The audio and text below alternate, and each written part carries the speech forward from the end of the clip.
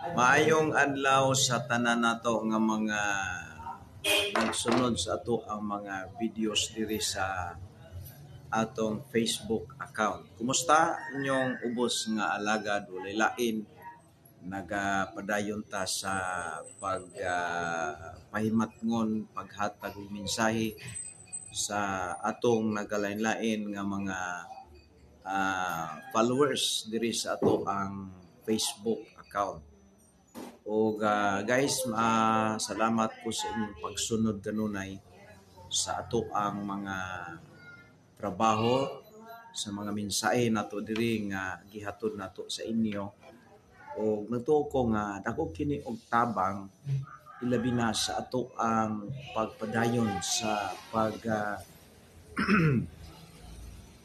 unang-una pagpadayon sa pag-exist diri sa kalibutan nga mahimo natong suod kanunay ang Ginoo.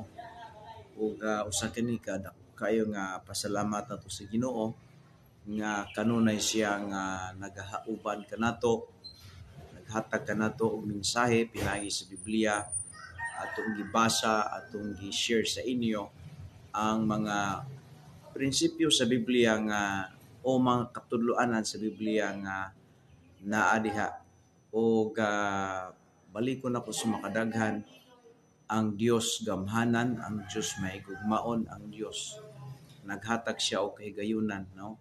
Sa matag usa ka tawo nga sa dili pa siya mo taliwan og motalikod ni nga kalibutan, matagaan niya og importansyang iyang kalag nga mahimong andam, no?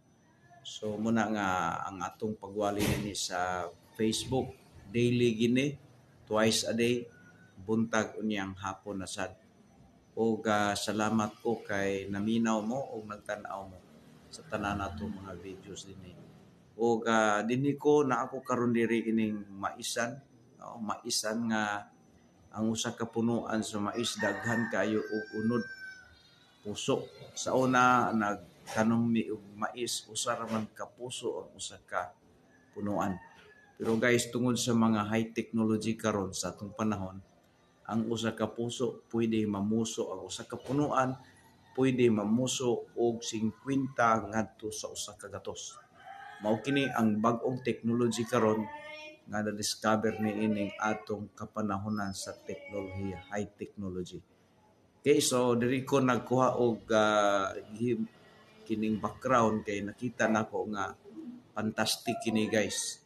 Kay sa una ang usa ka punuan sa mais usa ra man ka puso.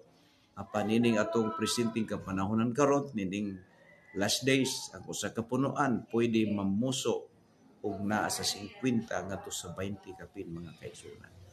Okay, salamat yung pagtan-aw. Akong basa ng Bible diri sa